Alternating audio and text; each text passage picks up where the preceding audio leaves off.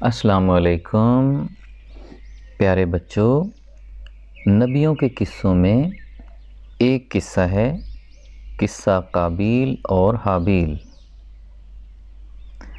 قابیل اور حابیل دونوں حضرت آدم علیہ السلام کے پہلے بیٹوں میں سے تھے۔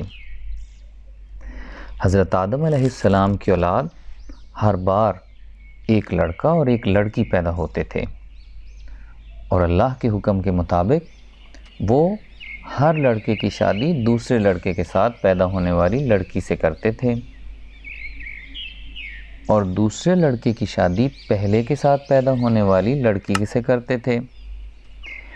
یعنی جو لڑکی اور لڑکا اکٹھے پیدا ہوتے ان کی آپس میں شادی کرنا جائز نہ تھا۔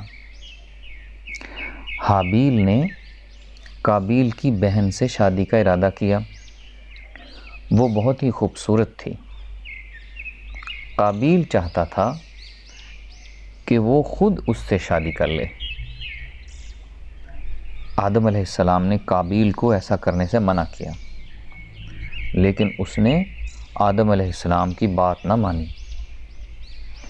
حضرت آدم علیہ السلام نے اس صورتحال میں دونوں بھائیوں کو یعنی حابیل اور قابیل کو اللہ کی راہ میں قربانی دینے کا حکم دیا۔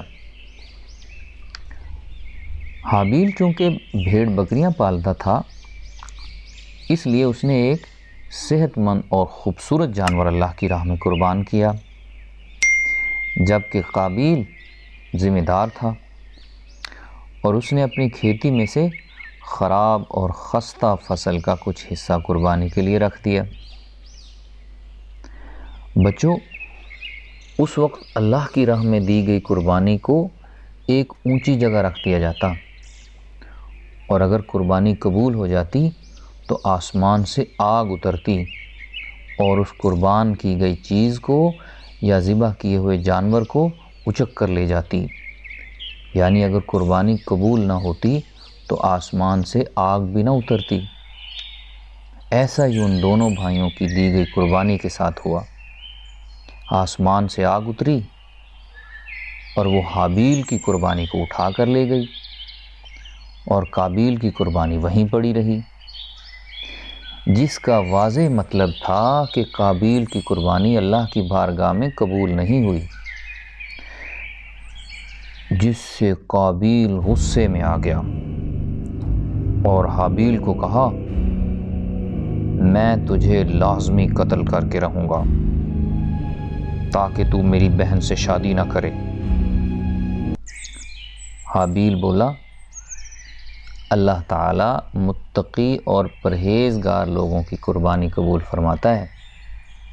اگر تو قتل کرنے کے لیے مجھ پر ہاتھ بڑھائے گا تو میں تمہیں قتل کرنے کے لیے تجھ پر ہاتھ نہیں چلاؤں گا۔ میں تو اللہ رب العالمین سے ڈرتا ہوں۔ اس بات کو کچھ ہی دن گزرے تھے کہ ایک دن حابیل اپنے جانوروں کو کافی دیر تک واپس لے کر نہ لوٹا۔ وہ اپنے جانوروں کو چرانے کے لیے لے کر گیا ہوا تھا۔ حضرت آدم علیہ السلام نے قابیل کو اس کے پیچھے بھیجا تاکہ معلوم کرے کہ آخر اسے کیوں دیر ہو گئی ہے۔ قابیل اس کی تلاش میں نکلا تو اسے راستے میں حابیل مل گیا۔ اب بجائے اس سے ہمدردی کرنے کے، قابیل نے اسی قربانی والی بات کو دہرانا شروع کر دیا کہ تیری قربانی قبول ہو گئی اور میری اس لیے نہیں ہوئی کہ ابا جان آدم علیہ السلام نے تیرے حق میں قبولیت کی دعا کی تھی۔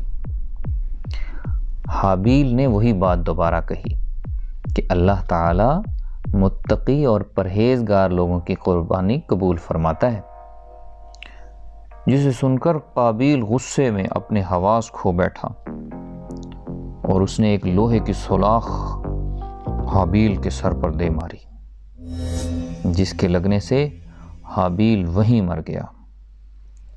استغفر اللہ ربی۔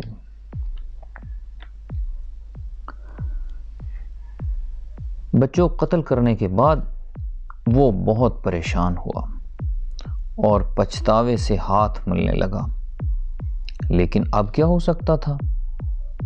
شیطان نے تو اس سے گناہ کروا دیا تھا۔ پیارے بچوں، وہ پہلا قتل تھا جو کہ زمین پر ہوا۔ اب اسے کچھ سمجھ نہ آئے کہ حابیل کی لاش کا کیا کرے۔ اللہ کی طرف سے ایک کوا اس کے سامنے آیا اور زمین کھودنے لگا، جس سے اس کو اشارہ مل گیا کہ وہ اپنے بھائی کی لاش کو کیسے چھپائے، اور وہ کہنے لگا، ہائے افسوس، مجھ سے اتنا بھی نہ ہو سکا کہ اس کوے کے برابر ہوتا کہ اپنے بھائی کی لاش ہی چھپا لیتا۔ یہاں پر میں آپ کو رسول اللہ صلی اللہ علیہ وسلم کی ایک حدیث سناتا ہوں۔ اس سلسلے میں آپ صلی اللہ علیہ وسلم نے فرمایا کہ جو شخص بھی ظلماً قتل ہوتا ہے، جو انسان بھی ظلماً قتل ہوتا ہے، اس کے قتل کے گناہ کا ایک حصہ آدم علیہ السلام کے پہلے بیٹے کو بھی ملتا ہے، کیونکہ وہ پہلا شخص ہے جس نے قتل کا طریقہ شروع کیا۔ پیارے بچوں، جس دن قابیل نے اپنے بھائی حابیل کو قتل کیا نا، اللہ کی طرف سے اسی دن اسے سزا مل گئی۔ اور سزا کیا تھی؟ سزا یہ تھی کہ اس کی پنڈلی اس کی ران سے چپک گئی۔ جو ٹانگ کا نچلا حصہ ہوتا ہے نا، پنڈلی، وہ اس کے اوپر والے حصے سے چپک کے گیا۔ اس کی سزا تھی اللہ کی طرف سے، استغفر اللہ۔ اور ایک اور سزا اس کو یہ ملی کہ قابیل کا چہرہ صرف اسی طرف ہی رہتا جس طرف سورج ہوتا، دوسری طرف مڑتا ہی نہیں تھا۔ یہ اللہ کی طرف سے اس کو سزا ملی۔ تو پیارے بچوں، قابیل کو اللہ تعالیٰ نے اس لیے سزا دی کہ اس نے قتل کیا۔ قتل کرنا بہت بڑا ظلم اور گناہ ہے، اور اس نے اپنے والد حضرت آدم علیہ السلام کی نافرمانی کی۔ اور تیسرا یہ کہ اس نے اپنے بھائی سے حسد کیا۔ پیارے بچوں، والدین کی نافرمانی سے اللہ تعالیٰ بہت ناراض ہوتا ہے، اور حسد کرنا بھی گناہ ہے۔ حسد کرنے کا مطلب یہ ہے کہ کسی کی بہتری اور ترقی کو دیکھ کر دل میں جلنا، اور یہ سوچنا کہ اللہ نے اس کو کیوں دی ہے، مجھے کیوں نہیں دی ہے، اور پھر اس کو نقصان پہنچانے کے لیے سازشیں کرنا۔ اللہ تعالیٰ ہم سب کو ان گناہوں سے محفوظ رکھے۔ اس کے ساتھ ہی یہ قصہ قابیل اور حابیل ختم ہو گیا۔ السلام علیکم ورحمۃ اللہ وبرکاتہ۔